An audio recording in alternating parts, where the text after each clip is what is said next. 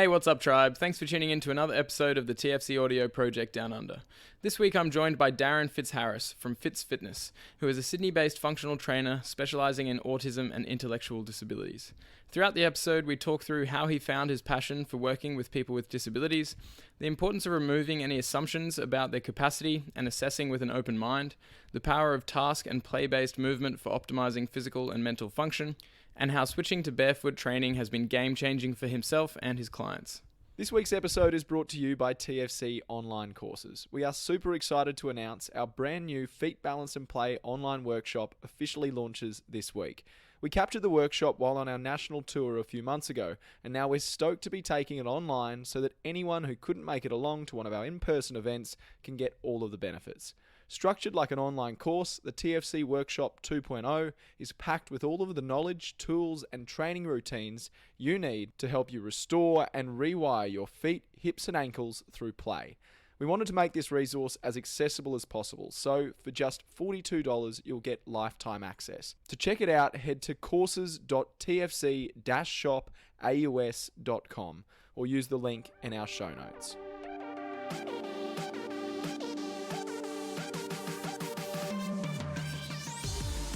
All right, Darren, thanks so much for coming on the podcast, mate. No worries. Thanks for having me on, guys. Yeah, pleasure. So we just connected through Instagram. I think you shared one of our posts and I was checking out your page and really loved the look of what you're up to. So I figured it'd be cool to have a proper chat and then share it out to our audience because I think it's a really important and awesome thing that you're doing. So why don't we just start, just to give people a bit of a background about who you are, what you do, and why you do it, and then we can just roll from there. Yeah, no worries. So I run a therapy through movement program for clients with intellectual disabilities, autism, Down syndrome, cerebral palsy, and mental health. So the program basically focuses a lot on motor skills, hand-eye coordination, agility, stability. Also, it works a lot on decreasing behaviors for clients who might have certain types of behaviors, whether it's like an aggressive behavior or whether it's a behavior like where it's scripting. So a lot of clients that I have with autism scripting is they might repeat, say, an incident that might have happened at home or an incident that might have happened on a day program, whether that might be a positive or a negative incident. They might replay that over and over in their heads. Okay. And that can set them off like anxious or stressful or sometimes anger. Also, scripting can be a lot of, say, if they're repeating their favorite, say, movie or program or song, they'll keep repeating their head so they're not fully focused. So the program is basically trying to get them to focus on any sort of movement that we're doing in the gym so that their full focus and attention is on that and not on something that they might have watched or something that might have happened in the home environment or the program environment. So it's just basically tapping into different parts of their brain that they're really focused on that one exercise, even or for the program throughout the full hour. Yeah. And how did you get into all of this in the first place? Because I don't think I've seen anything like it in the past. Is it unique, or do you have like a community of people who do similar things? Or no, so it's actually the type of program I'm doing is very unique. So how I got into it was so when I first started off in personal training. The way personal training is like either morning times, people want to train in the morning and then they want to train in the afternoon. So you have that maybe bit of downtime during the day. Yeah. So someone suggested about doing maybe support work. So I went into a disability day program and I was doing support work there. So you go in maybe from 9 a.m. till, well, it used to be 9:30 till about 3:30.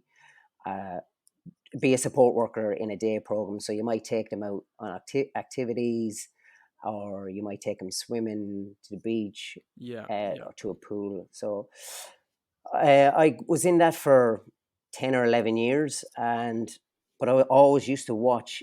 Obviously, being a fitness background myself, I always used to watch when they'd be sitting down for lunch, always watching their foods they're eating, and they all sort of nearly have the same sort of diets. Mm-hmm. Mm-hmm. So that they might have a lot of carbohydrate foods like pastas, breads. They might have little to no fruit, and that can be from a lot of them with autism might not like the texture of Yep. fruit and different colors either. So that can it can be sort of picky eaters. So they'd all will generally have um, pastas, breads, maybe an apple, maybe banana, but not too many different color fruits. Mm-hmm. They'd all have sugary drinks as well, little to no protein, and they'd have like a lot of starchy foods or like chocolates and chocolate biscuits. So really unhealthy stuff. But I was seeing a lot of clients throughout the years, and they all had nearly the exact same diet. Yeah, is in like fitness, just general fitness clients, or do you mean No, a the lot in that in the intellectual population? disability, Yeah, yeah, yeah, yeah, yeah, yeah.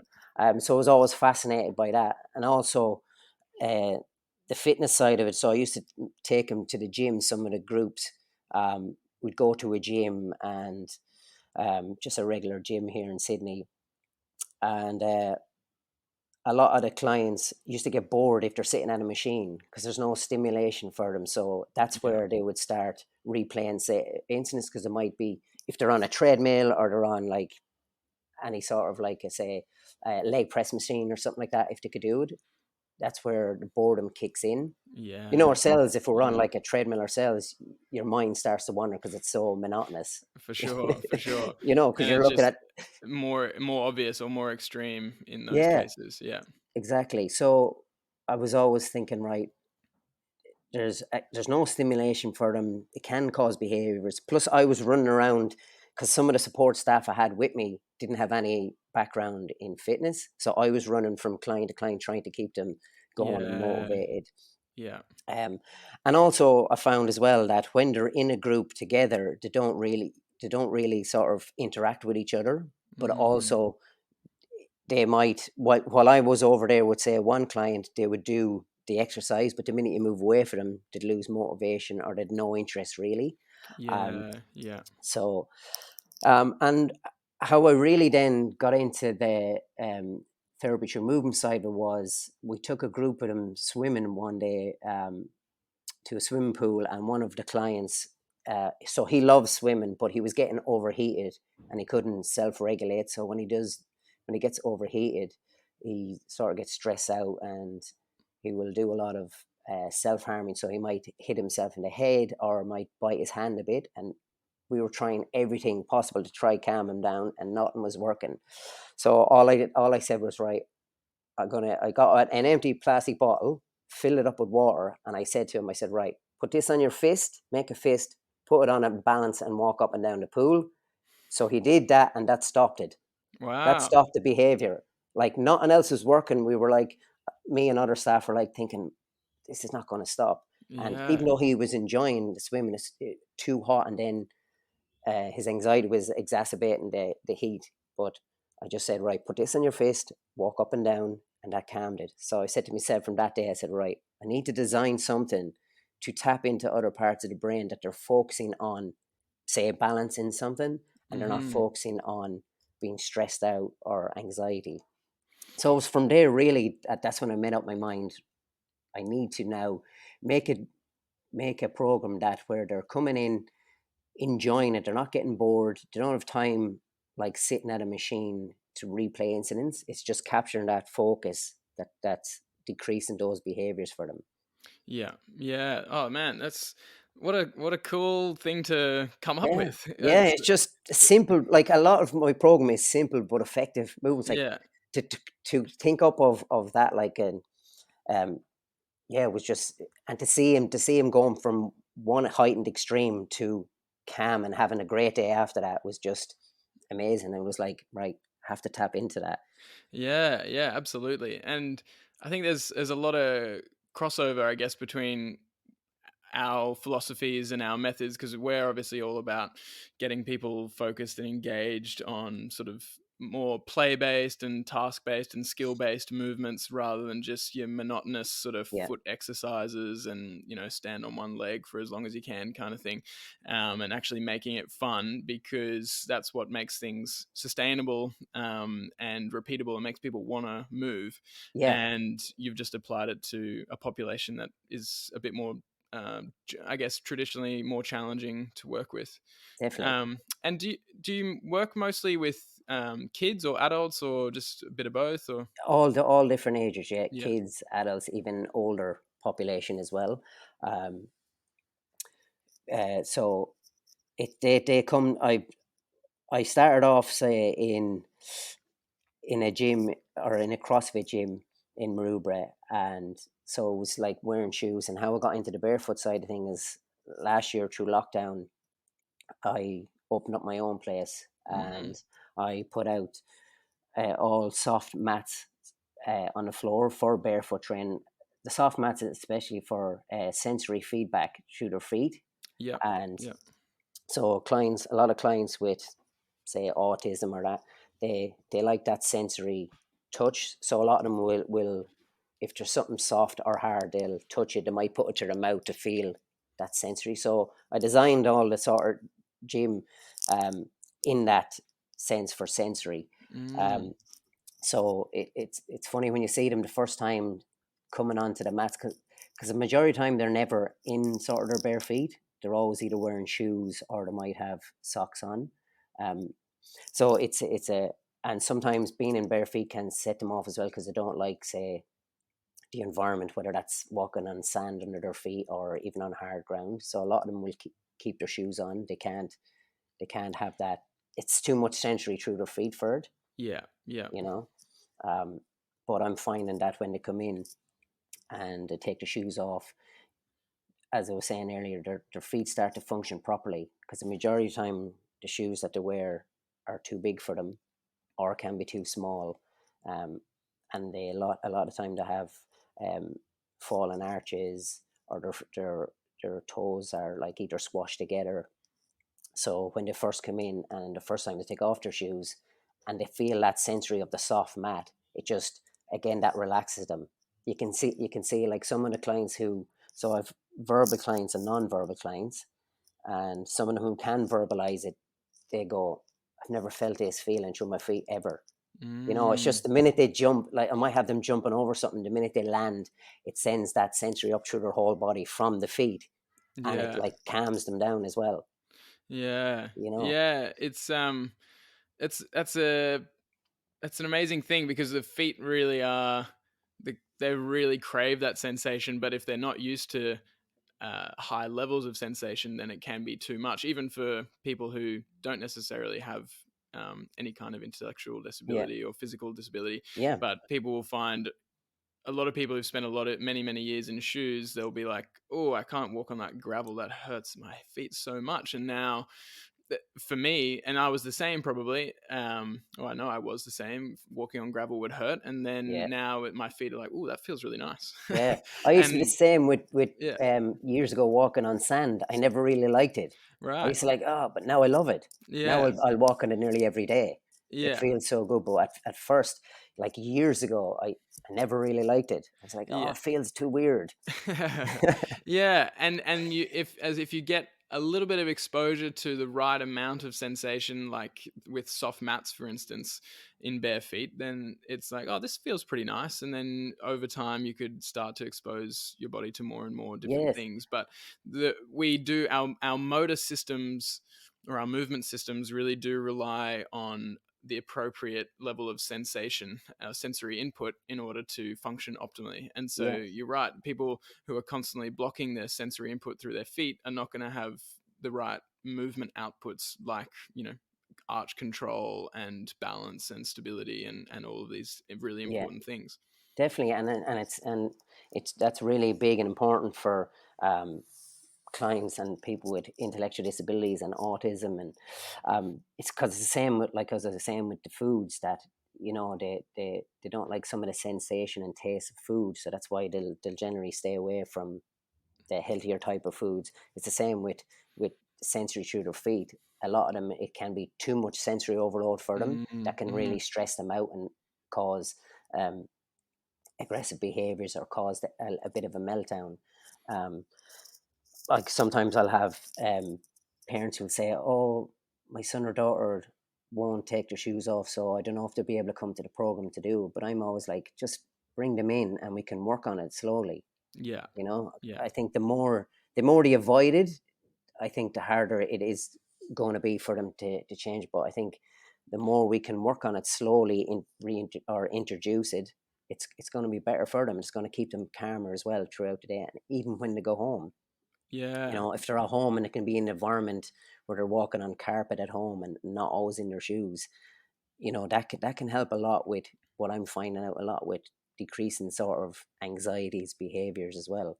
So that's why Mm. it's like I do have clients who, um, you know, some of their support workers or their programs, they might be exited from day programs because of behaviors. They come into the gym with me, and after a few months, because their behavior start to decrease, they're let back into their day programs. And that's, Wow. you know, Wow. because yeah, it's That's it's amazing. amazing. Yeah, because also the program gives them that independency when they come in. I never have in all the years of working disability, I've never looked at someone, or I've never focused on, oh, they have this disability. I always look at, especially when they come in the gym, I always say, right, let's see what they can do, and then we can either progress it or regress it. It's just giving them that independence and not putting up barriers in front of them of thinking, oh, well, they have this disability and they're not able to do this. I just don't see it. I do get them to come in, have fun with them, get them moving around in different directions, getting them trying used to their body, used to the environment, used to the barefoot training, and just then take it from there. You Yeah, know? yeah, that's amazing. Having a blank slate and not making assumptions about what they can or would be able to do, and just going, Yeah, let's test it out, let's see. And I exactly. think that level of your energy or your attitude would really rub off on them, because I imagine a number of them probably would have their own internal barriers of going, oh, Yeah, I can't do that or this. And it's the yeah, same with the whole population as well. But there's a story that, oh, you can't do this because you've got XYZ condition.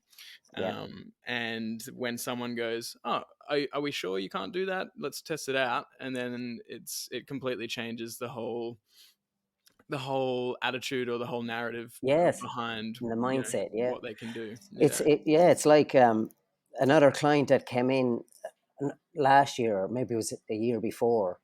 This is when I was in the renting a space in another gym. I hadn't opened my own one yet, but the mum came in with him and the grandmother, and they were, you know, I was sitting down and having a chat with him, asking, you know, what he's interested in, what does he do, sport wise, and they were like, oh, he doesn't do this. He doesn't really do much sport, and you know he can't jump or he can't do this. I said, oh, that's Yeah. fine. So I just got out little small hurdles because I use all the movements as pre-screening as well. So I'm always Mm. watching. Um, so I just put down small hurdles, and all I was going to do was just get him to step over it, forwards, sideways, just to pre-screen as he's having a bit of fun. The minute I put them down, he started jumping over them, Oh. and the two of the mother and the grandmother were shocked, saying, wow, I never knew he could do that. And I was thinking, that's because maybe you'd never let him do it, you know, whereas Yeah. I just let them come in and just let them do whatever they want and see where they're at, you Yeah. know. Yeah. So Well, he was often. delighted that I was letting that happen. Yeah, and often just providing the environment, like both the physical environment of just some hurdles, and the, I guess, what would you call it, like the mental environment of, like, here, just have a crack at this, or like, here you go, play around with this, and just allowing them to play. I think especially with kids, but even for adults, they just figure out what they can and can't do because they're allowed to express Yeah, it. yeah, And maybe no one had put hurdles in front of him before. exactly. You Yeah. know, they were so convinced, oh, he won't be able to jump. He's never jumped. He's never. And then the two of them, like their jaws were wide open when they seen them. Wow. He did it straight away. Yeah. You Yeah. know, so it's things like that is when they, as I say, when they come in, it's it's just like a blank slate. It's just I just give them the tools to go and express themselves, and from there, then we can, as I say, I use it for pre-screening all the movements, whether it's a fun game, whether it's throwing a ball somewhere and seeing how they react, how their body reacts, you know, Yeah. getting them. A lot of my clients that I see, like we're all dominant, whether we're dominant left hand or right hand or left foot, right foot. It's more obvious with clients with disability to the point where if they are, say, right foot dominant and you want them, say, stepping over, say, like the hurdle or jumping over, they will turn their body where they're more confident on the right foot to step first, rather than, say, if they're stepping left, to step left foot first. Right. And that's the same with going up and down stairs. So a lot of Yeah. them, and that's why I use all these movements, is everything that I do inside the gym helps to improve them outside of, whether that's stepping up and down a footpath, getting in and out of their car, or walking up and down stairs. You know, Yeah. all these movements are based on what can I do in that hour of their program that improves them outside, because I only see them maybe 1 hour, 2 hours a week. So everything that I do in there helps to improve them in other day programs and other aspects of their life. But Yeah. getting back to the stairs thing, is when they walk downstairs, I notice it with my kids when they first started walking downstairs. If you notice kids going downstairs, they'll step sideways because of they don't have that height perception or depth at the moment, so they're nervous going down the stairs.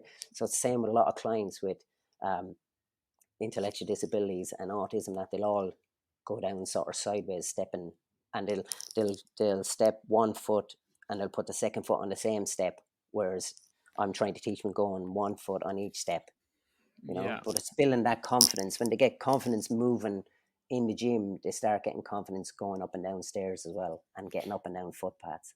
Yeah, such big carryover for both like physical competency, I suppose, of actually practicing the skills, and then the actual confidence to go, oh yeah, I've practiced this in the gym, and it Yeah, carries over into their ability to apply that to anything else in their daily yeah, life. and Yeah. it's a massive when you can see, like, because especially with my gym, it's the stairs to come up that they need to come up in it. So Right. that's even part of training straight away. They come up, Yeah. and And then do you see him go down differently yeah, after a yeah, session? Yeah. yeah. So another client that started with me last year as well, he will spend a lot of time sitting on the ground.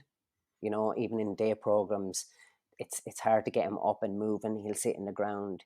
He's non-verbal. He can have like he can self-harm a lot. So sometimes he will, when he gets stressed, because he's not able to verbalize it, he'll hit himself a lot, or he'll bite. So to the point where his mum or the support workers have to put a cricket helmet on him with a face mask, 'cause he hits Oh, himself so hard, right. you know. So getting him in, for him coming up and down the stairs was really hard. And the first time he left the gym going down the stairs, I helped him go down. So he was like nearly lying on my back at a 45-degree angle going down the steps. Oh, So I was thinking, right, we can't let not that we can't let, but it's not good for this to happen all the time, because it's not good for the support workers if they're working with him for hours, or his mum, because he'll be leaning on them too much. So what I worked on then was, he came into the gym the first time, and he was just getting used to the environment, and getting used to me. So all I did was I grabbed all the equipment that I have in the gym. So I have like sandbags, I have battling ropes, I have hurdles, I have agility ladders, I have soft boxes. So I just threw everything out in the middle of the floor, and he was one end of the gym, and he had to work out himself how to get from one end of the gym to the other while doing movements. So it was just incidental movements, moving left and right and in and out, and he was able to do it. yeah. Yeah, and Epic. then yeah, Like a so and little then obstacle course, yeah, basically. like perfect, yeah, Yeah. because a lot of it, because he's sedentary. I was getting him to come in and say, right, he's sedentary. A lot of the clients are sedentary, say 95% of the day, if not more. So there's no point in Yeah. coming to the gym and being sedentary there either. So that's another reason designing of the movement. So Yeah. for him Yeah. to have that confidence to be able to work out, right, all this is on the ground. How am I going to get from here to here? And he did it no problem, you Yeah. know. Um, and so getting back to the stairs with him, so all I did was, as well, I put a load of sandbags out on the ground and guide him to step over to try and get his foot. That a lot of them clients have gait issues where one foot will turn out, if not 2 feet. So when they're stepping, they kick out left or they kick out wide. They don't step straight over it. So it's about teaching him where he's starting more and more to prove. And now he's able to go up and down the stairs on his own. Yeah, right. So he went from lying nearly on my back to now walking up and down himself, flying up and down the stairs. That's amazing. Over a period of sort of days, weeks, months. Over a period of months. Months, yeah. Just building him that confidence that he knows, all right, I'm able to do now. But also, I'm at a point where I do say to the parents or the clients, if they can, that so his mum was always nervous about him going up down the stairs and the support worker. So I said, look, if you keep letting him lie on top of you nearly or holding on to you and using us as a crutch to go up and down the stairs, his body's never going to get used to doing it on its own. So I'm like, look, let's see, can he do it himself? Either stand in front of him. So, if he does have a fall, you're there in front of him to stop it. Because I said, whether we have a disability or a brain injury, I said, at the end of the day, your body still doesn't want to fall. So if you put your body in that situation where it's nervous, everything's going to switch on and stabilize the muscles, and he's going to switch on and say, right, I don't want to fall. So his mum was a bit apprehensive and nervous, and I said to her, look, I said, you go downstairs and go out the door. I said, and I'll go down with him, because when his mum's there, he'll depend on her to getting down the stairs. Whereas with me is I'll go down a few steps. And he was just took his time and he did it. No problem. Amazing. Because the body doesn't want to fall. We don't want to fall no matter, what's going on in our minds. Yeah. Our body still has that ability to switch on. Yeah, it does. Yeah. And the brain really prioritizes the balance system. It really does, because a fall can be very disastrous for our health. So the brain is like, all right, we need to switch on here. That's why a big part of why we sort of see the beams, our balance beams, as like a moving meditation, because even though the stakes are so low, because all you do is just step off the beam. If you lose balance, you just step off. But even still, it's like it's a little disappointment in the brain or something, like, oh, I fell off. And then when you do save it, when you save it on the beam and you maintain your balance, then your brain, it gives you like this hit of dopamine or something, or just reward chemicals. And it's like, yes, I saved that. And then it becomes this reinforcing thing. But it really forces you to focus in on the moment. And it's not like, it's very different, like you said, to being on a leg press or something where you're mostly sedentary and just moving one part of your leg, because your balance system is completely switched off. Definitely, yeah. And like, when I got that beam off you guys there a few weeks ago, and I had it in the park, and it was just like, the minute I stood in it myself, because in the park, sometimes now with the weather good, I take the clients outdoors, because it's good for the fresh air and it's a change of environment for them. But there's a load of steps and there's a handrail, and I'm always thinking, right, I want to be able to walk on that handrail, and it's up a bit high, and obviously when you get to an adult, you're always thinking the risk, whereas your kid, you just jump on it and walk on it. So I was like, right, when I got the beam off you, I was putting it down and practicing on it. But the beam is, it's amazing the way it works. The minute I stood in it, I could feel it, like from my feet working naturally, gripping around the round beam, feeling it in my ankle joints. Everything was switching on, it has to. Oh, unbelievable. Unbelievable. And then I got one of my clients on it as well that day, and he does get a lot of sensory overload, where he'll make a lot of clicking noises, and again with him, it's about doing stuff with him to focus, so he's not making these, having his fingers up to his ears, making these clicking sounds or making sounds.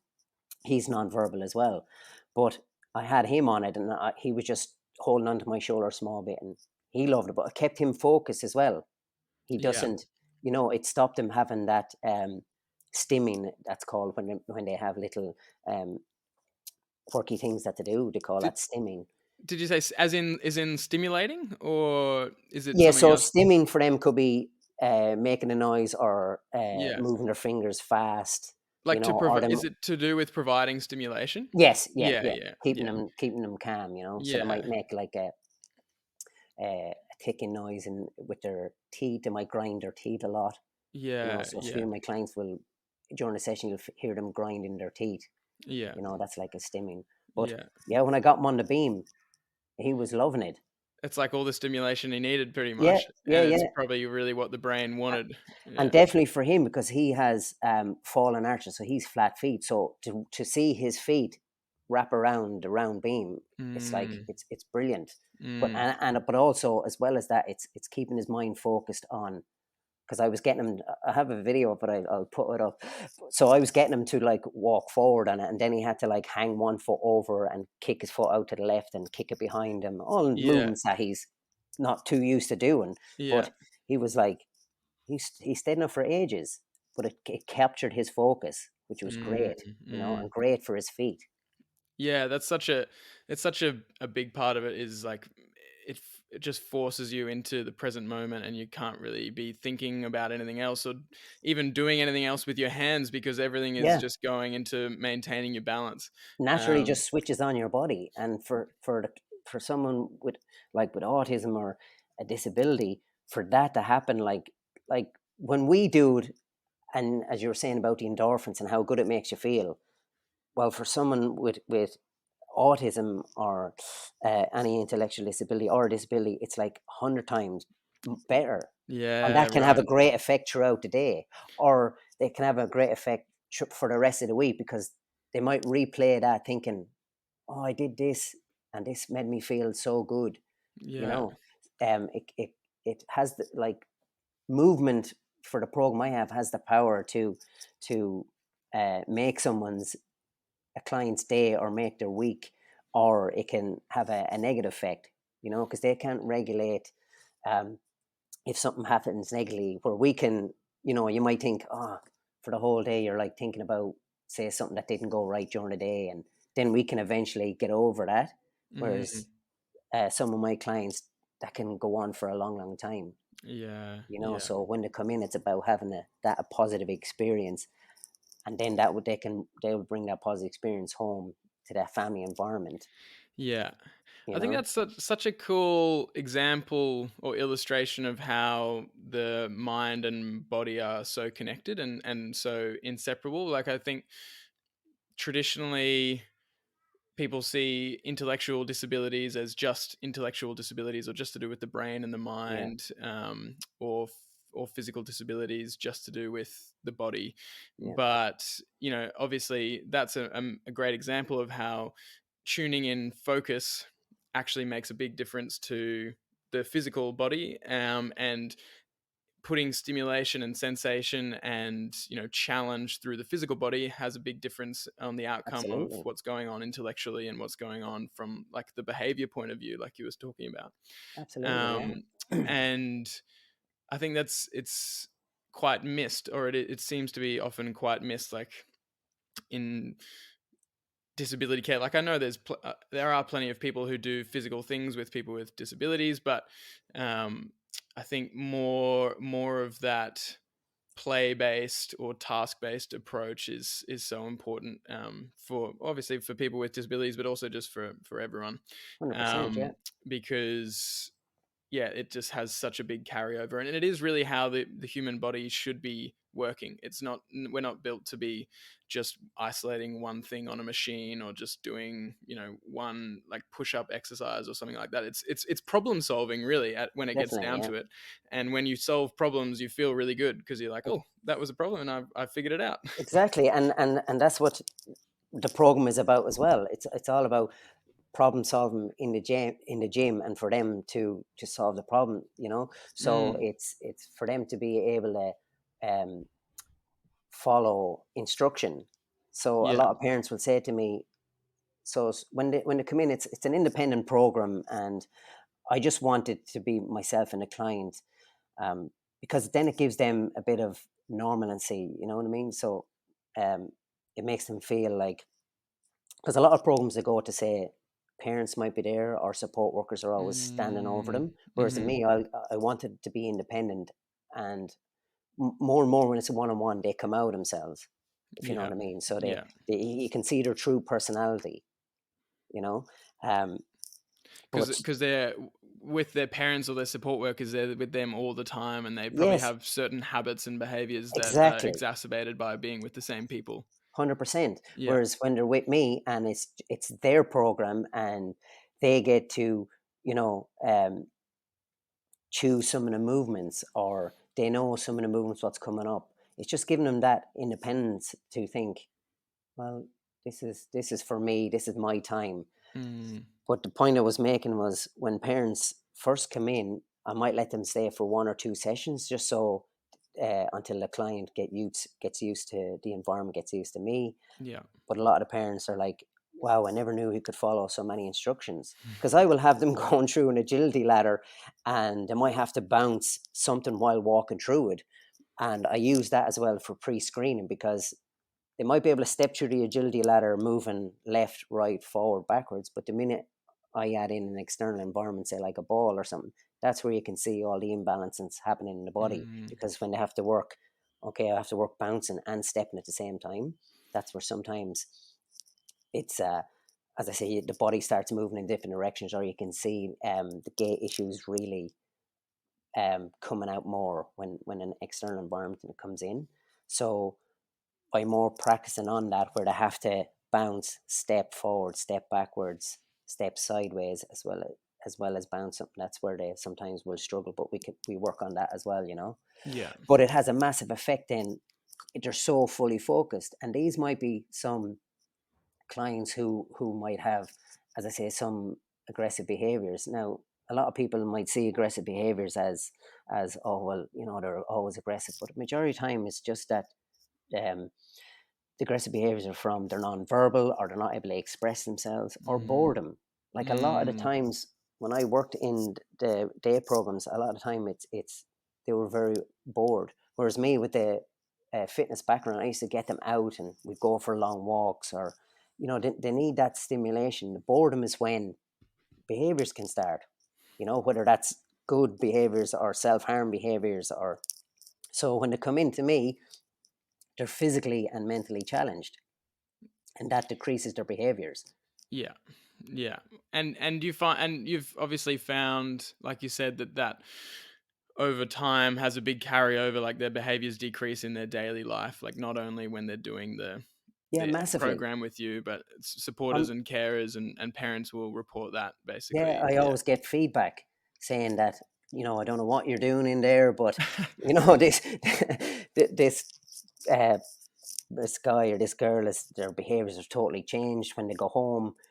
Like, so when they leave from me, they're more relaxed. You know, they're more interactive at home in Mm. a family environment for a few hours, and that's massive for parents if they get a couple of hours of, say, their son or daughter with a disability not being anxious, not having an aggressive behavior, and just having those endorphins running around in their brains for and their bodies for a couple of hours. Like that's like winning the lottery for some parents, Yeah, I can imagine. you know. Yeah, And for sure. like an all through movement, the more they move, because as I was saying, 95% of the time they're sedentary. So you know, they're in bed, they get up out of bed, they'll go down, they'll have breakfast sitting at a table, maybe they're get into the car to go to the day program. You know, they're in the day program, they're sedentary. They will might go out to do one of the programs, so they're getting into a van, driving to swimming or driving to art. But they're a Mm. lot, as I say. So coming to me, it's for me. It's about getting them moving for that hour. It's interesting. I always like to think about things from like a physiological basis and how all this stuff works, you know, and Yeah, obviously there'd be so many different factors that would come into it, and probably heaps of factors that we don't even have any idea about. But yeah, um, from like a, I guess those behaviors point of view, like you said, a lot of it starts when there's boredom or stress, I guess. And you know, boredom and sedentarism, like a lot of these behaviors, sort of repetitive movement type behaviors, I imagine could be an expression of the body needing to release energy, and exactly. it's not getting it through its daily life. And then another thing, I guess, would be the habitual routine, like you've just talked about. They all they have a specific habitual routine where they wake up, they have their food, they go Yeah, to the day, and they do sort of pretty much, obviously, different things, I imagine, at the care sort of throughout the yeah, day, but mostly the same kind of routine, the same foods, and they sort of create these neural pathways, like from a neuroplasticity point of view. Then they have these neural pathways that their brain will tend to go down, and then giving them space and a break, or a different thing in their routine, like something completely different that they never get in their daily life, like with your program. And then you combine that with movement, which is known to be very effective at improving neuroplasticity, so the adaptability of the brain. yeah. Then they get that space and time to sort of rewire some of that circuitry and some of Exactly. those behaviors. Yeah. Yeah. Because a lot of them, a lot of the clients need this sort of routine base. So they get up in the morning, and if some of them can, when they're non-verbal, they need little little pictures or a social story to show them what they're going to be doing throughout the day, and they Right. follow that, and that can help um, keep them relaxed as well. So they're very regimented in their sort of routine. But on the flip side of that, for me working disability for so long and in my program, I try not to stick to routine too much, because I'm always about, so say a routine is, for an example, they go to school or they go to the day program this direction every day. So they follow this route every day. And then one morning, say there's roadworks and they can't go down that route. That can cause a behavior, Mm. because they say the carer or the parent have taken a different turn and they don't recognize it. That can Yeah. cause a bit of behavior. Or if say they go to a cafe, say every Friday at 12 o'clock, and they order this drink, say whether it's coffee or tea or hot chocolate or whatever, and then one Friday to go and the cafe is being sold, it's not a cafe anymore. That's going to cause so I try and not keep everything routinely in the gym. Mm. So, and they're able to um, relax and not have an incident in the gym. They just carry on as normal, because of that reason as well. I think routine can cause behaviors too, if it's too strict. And I know a lot of them need that routine, but now look at the situation where there's lockdowns, right? Yeah. So they've been in routine for, say, years, and now all of a sudden they have to not go anywhere, Yeah. you know. It's like a chicken and egg scenario. Like, do they need the routine because they need the routine, or do they need the routine because they've had the routine for so long and have Yeah, never exactly. broken it? Yeah, Yeah. Yeah. and that can come back to, say, you know um doctors or medical people telling parents that they need the routine, or parents finding out for themselves that it's better to keep them in routine. And some of the times it probably is better to keep them in routines if it helps Mm. not to cause a behavior. But for me, when they come in, and I explain this to parents as well, that look, when they come in here, this is what we'll do and this is what I'm going to work on. And I tell them that I work on, look, I don't want to work on routine stuff, because someday something will happen. Or if we're using, say, a certain piece of equipment, or we're using and that's broke or that's not there, I don't want Mm. them to have, you It's not know. the same thing every time, basically. It's Exactly. yeah. Yeah. They They get the might. consistency of seeing you Yeah. and doing something with movement and Yeah. play and task based, but it's going to be something different generally every time. Exactly. Yeah. So Or then, and yeah. that has a great then effect outside of the gym, for things like, say, um their cafe is not there anymore. So that's why I Yeah. don't like to stick in routine stuff. I don't do things by the book. Yeah. I take the book and I'll throw it away, and then Yeah. I'll do it myself. Well, there are a lot of books that deserve to be thrown away Yeah, in definitely. terms of the way things are traditionally done. I think a lot of this goes for all different industries. I think the way things have traditionally been done tend to create problems in themselves. Even if they solve some problems, they can create a lot of other problems, and it's always worth working outside the box and looking at things differently, or taking a broader view of something and just going, oh, why don't we just try it like this and see what happens? And Yeah. then you see the results, and then you go, oh, well, okay, that makes sense because of this. We'll keep doing it that way. And yeah, it's Yeah. sort of, for you, it's a problem solving thing as well, I imagine, like a constant journey of going, all right, we tried this and this really had a good outcome, like for instance changing to barefoot training, or like, Yeah. and then you go, It's oh, the best. cool, that makes sense. Yeah, it trained to barefoot has been the best thing ever. Yeah. As I say, like the clients don't realize themselves, but I can see it. I can see, especially if they're doing like stepping over something, or they're doing a single leg movement, you can see how much their feet are gripping on the soft mats. Whereas, and they don't realize obviously it's happening. They just realize, oh wow, I can do this movement better. So another example is, I have a client who has cerebral palsy in one leg, and when he first came in and he used to avoid using that leg a lot. He wouldn't put his heel down. He'd keep his heel up off the ground, wearing shoes. He'd mostly shift his weight onto the other side, as generally what people would do. So when he came in and he was barefoot and had him jumping, and he's now more confident using his leg with the cerebral palsy in it. And he's like, I wish I had done this years ago. He said, Yeah. barefoot. Yeah. He's so confident now, he's able to now use his foot. So I have a small box where he might have to do some step ups, whereas now he's confident using the foot with cerebral palsy in it. And So good. he's able to balance now on a balance beam as well, Wow. with his foot. Yeah. Wow. So I have a soft balance beam and I get him on it, but he's better at that. Whereas he went years avoiding it. Years of walking on his tippy toe on one foot and walking normally on the other foot. Whereas now he's confident using both feet. Wow, that's so good. It's Yeah. And like I will say, look, so if he uses the dominant leg all the time, I'll say, right, now let's do it using the other one. And at first it was sort of nervous that he was anxious doing it. And even if it was just stepping up on a box, he was nervous to do that step up. And now he's flying around the gym, loving it. What a change. Massive. It's massive changes. Like barefoot.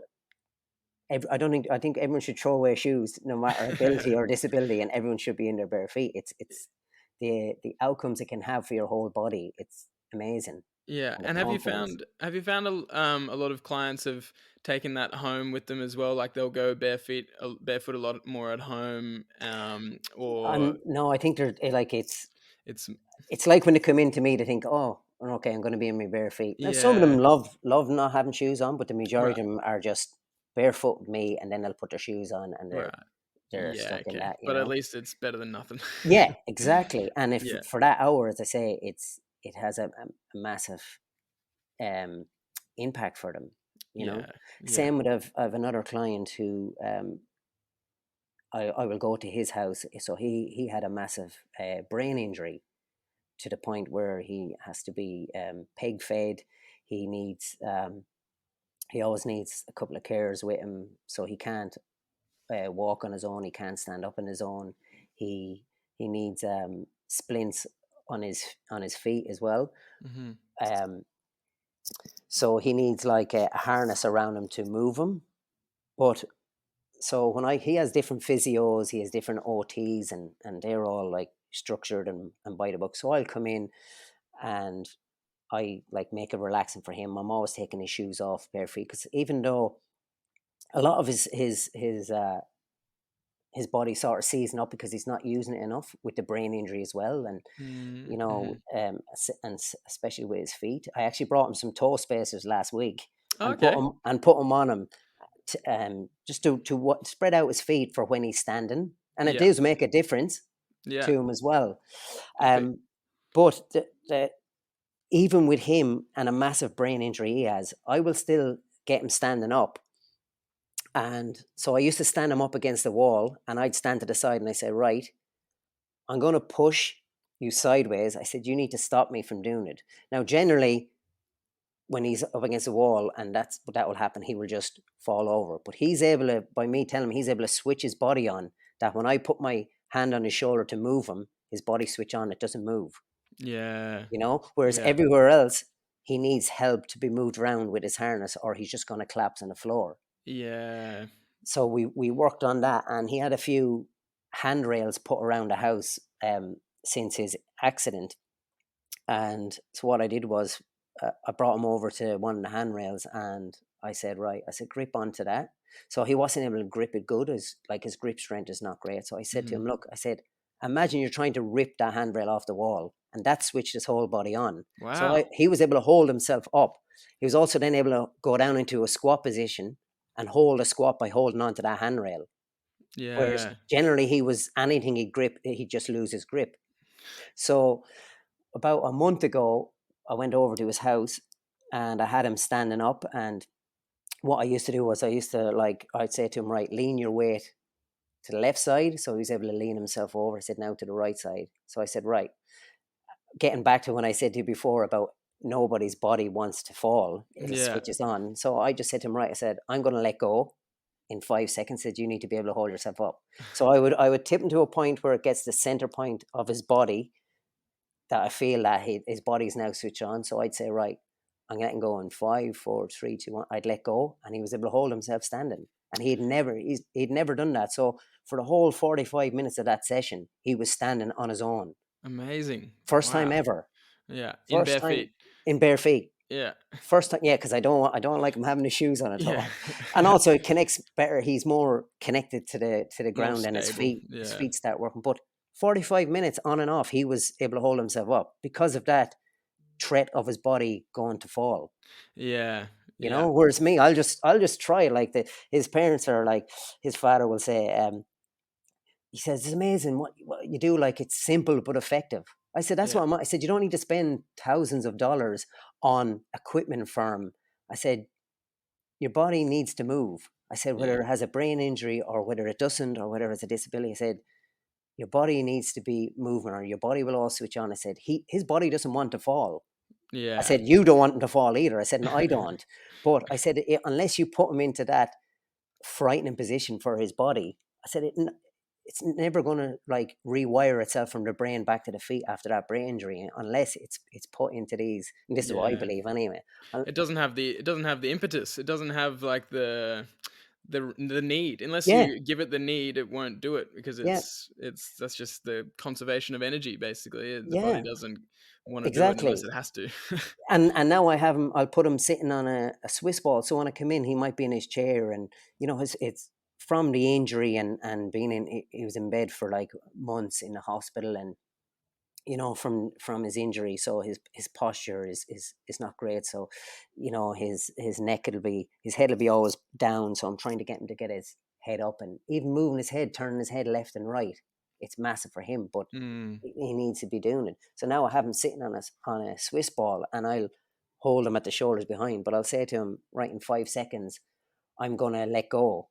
I said, you need to hold yourself up. So I'll joke him. I said, if you fall on the ground, I said, I said, I'll pick you back up, but I said, or else I'll leave you there. Just having that, you know, relax, making him relax, and he loves having a bit of banter like that. Yeah. So, I'll let go, and before I'll count to 3, and I'll let go, and he's already, before I get to 5, he's already holding himself in that position. Yeah. You know, but it also, by putting him in that ball, it improves his posture. Yeah. You know, I think where a lot of other OTs or the physios that come to him, I think they're all preparing for him to go into an electric chair. Whereas I'm like, no, I want to keep him out as long as I can, you know, and for him as well. Now, it's fine being in a chair if he's going out and about. It's great for him. Yeah. But I think the more he can switch on his stabilizers in his body, the more his posture improves, the more, even when he's sitting on the ball, his head position comes up more. You know, so while they're all moving in one direction, I'm moving them the other direction. Yeah. And it's finding the balance, because I know a lot of, from my physio background and having worked with OTs and everything, then their role is making someone as functional as possible with the limitations that they've got. And so maybe an electric wheelchair is a great thing to, like you said, to make him functional throughout the day, to get him places and so on. But at the same time, that really has to be balanced with an empowering, active approach of like, let's reduce as much of these limitations as possible so that you can do as much as you can by yourself, Yeah, because there's nothing that feels better than actually doing something by yourself. exactly. I'm all about, if your body can move, it's going to move. So Yeah. if I'm working with him or I'm working with anyone, if they can move any way at all, I'm going to get them doing stuff. Yeah. Like a lot of the clients, that other client that was saying who I threw everything out on the floor and got him to navigate around. If some of the people seeing the stuff I'm doing, they'd be shocked, because he's sitting down majority of the time, and a lot of people don't know what to do with him. So I'm like, right, he can't come into the gym and just sit down, because it's going to be a bit boring for him. So I'll get him up. And funny enough, when he's having those days where he's really, self-harming or hitting himself or wearing the helmet, his mum is a bit nervous to bring him. I said, look, bring him to the door. I said, and I'll do the rest. Yeah. And all I do is I get him up and I'll guide him moving around the gym, and that stops him hitting himself. So he might be coming in and he might be sitting there before we start, and he hits himself a lot, or he bites his hand, or, even if he's wearing the helmet, he'll still hit himself and hurt himself. But the minute I get him up and just walk him around in different directions, guide him in and out through stuff, he's relaxed. He doesn't hit himself. So it's Yeah. taking that concentration from hitting himself into movement. Navigation. And Yeah, I think that environmental piece is really huge, because, and we kind of touched on it before, but we always talk about on our podcasts, and just a big part of our message is change your environment so that it's promoting movement. Like, we've got balance beams, we've got slant boards, we've got a hanging bar, we've got indo boards, we've got juggling balls, we've got all this stuff around our apartment so that it encourages us to move. Otherwise, if we didn't have that stuff there, then all we've got is a lounge and a TV. What are we going to do? We're going to sit on the lounge and watch TV. exactly. Whereas we don't have a TV, and we've got heaps of movement stuff, so it encourages us to move. And we've got like mats set out so that we want to sit on the ground and so on. And similarly, like an enriched environment like a gym, like you've got, provides a whole different experience, even though there might be other people doing physical rehab. Yeah, Say a physio might come to someone's house to do physical rehab with them. It's a completely different experience to them going to an enriched environment like your gym and being, taken through different things that they just don't have at their house. yeah, It gives the body and mind a completely different experience. Yeah, definitely. it's amazing. Like I get a lot of requests from physios and OTs saying to me, "What you do? Well, like, what are you doing with this client? Can you show me some things?" And I'm thinking, but it's I'm just getting them to move. Yeah. Just get them moving. Yeah. And It's you've got the tools and the mindset, basically. exactly. Yeah. It's Yeah. don't look at them like they can't do anything. Yeah. Try everything. Try any type of movement, any type of skill.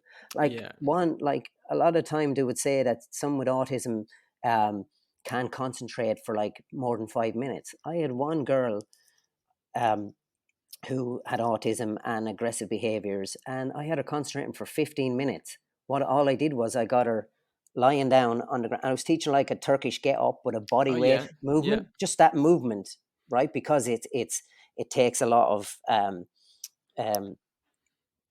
it takes a lot to use like the whole body, especially someone with autism. It takes a lot of their concentration Yeah. to relax. And she did that for 15 minutes, practicing getting up and down, but just using her body. Her Wow. support worker was like, I've never seen her concentrate for that length, you know? And I'm like, that's brilliant, but maybe no one's let her, Yeah. you know, teach her like how to get up and down off the ground without using all their whole body, just using certain parts of it and Mm, holding that focus, to the point where, again, that calmed down her aggressive behaviors, because yeah. I was taking the time to teach her and do the movement with her, but I was also letting her take control and let her do it. And she was so relaxed, and to concentrate for that level of time, it's amazing. Like, and that can have a massive positive impact for the rest of her day and for her parents throughout the day with her behaviors. Yeah, absolutely. Yeah, I think it's so awesome what you're doing, and it's a really cool thing to see, like just applying almost, well, I don't know. It's a Simplistic. really cool mix of simple tools of just functional movement, play, task-based skill learning things that pretty much every human should be doing anyway. Yeah. And it's just applying it to a certain population, and you're like seeing such obvious results with it. And Yeah. I think it's amazing. It's and it is. Kudos to you, man. Yeah. It's I love it. It's simple but effective. Like as one parent said, it's like physiotherapy on steroids. Yeah. He said, and I said that's a great analogy of it, because movement is a key for anything. Whether it's improving your body, improving your mindset, Yeah. decreasing behaviors. All my clients that I see, and the behaviors are decreased once they start moving. Yeah. Whether it's barefoot, just move in all directions, rotate. Yeah. It's brilliant. Just get moving. That's it. That's It's- it. If I can it's, leave you with one thing, is move. yeah. Well, Barefoot. we can we can definitely agree on that. Yeah. Well, that might be a good place to wrap it up. I mean, I've really enjoyed hearing about all these and all the Yeah, thanks, man. stories, and I'm really looking forward to finally being able to get down there at some point, get down and Definitely. visit your gym, and just sort of see see it in person would be amazing. Yeah. And You can come and move. yeah, exactly. And we can do some balance, some beam stuff, Definitely. and some foot stuff, and just have some fun. Keen for that. Yeah, But definitely. yeah, I thought just to wrap it up, maybe if you let people know, because I'm sure some people listening might have people that might want to get help from you, or just want to, are interested in what you're doing and finding out more. Yeah. So what's the best place to sort of connect? So and they to learn they can more? connect with me, email on info@fitzfitness.com, or they Yeah. can get me on Facebook as Fitz Fitness, or Yeah. Instagram Fitz Fitness 1 on Instagram. Sweet. Yeah. Yeah. Awesome. So they And can then find all you got a that. website as well. Yeah, it's fitzfitness.com. Yeah. .com. Yeah. Cool. Yeah. www.fitzfitness.com. Yeah. Actually, we'll chuck all that in the show notes anyway, so that people have an easy way just to click Brilliant. in. But yeah. And you're based in Sydney. Sydney, yeah, in Which area Maroubra. is Sydney? Maroubra. Maroubra. Okay. Yeah, Yeah. down there. Yeah. Yeah. Awesome, man. Well, All right, man. I'll That was I'll good. look forward to connecting again, hopefully in person in the relatively near future. Look forward, and thanks for having me on and letting me just talk about. I think disability needs to be talked about more, as well Yeah, I as think so for too. movement. There's not enough. Yeah. There's not enough in the fitness industry doing it. Yeah. Because maybe it's Yeah. not sexy enough, or you know what I mean, Or but I think maybe it's a little can seem a little daunting or yes, overwhelming.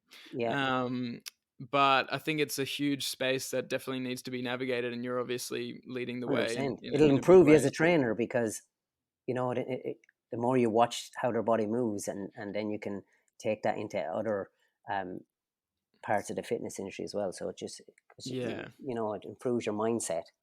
Yeah. And you Well, can see mate, massive changes. you're inspiring me, so I'm sure there'll be people listening who are inspired as well. And Brilliant. yeah, just keep it up. That's awesome. Lovely. Thanks, All mate. right. Too All easy, right. Good mate. to talk to you. See ya. Cheers. Thanks for listening, everyone. All right.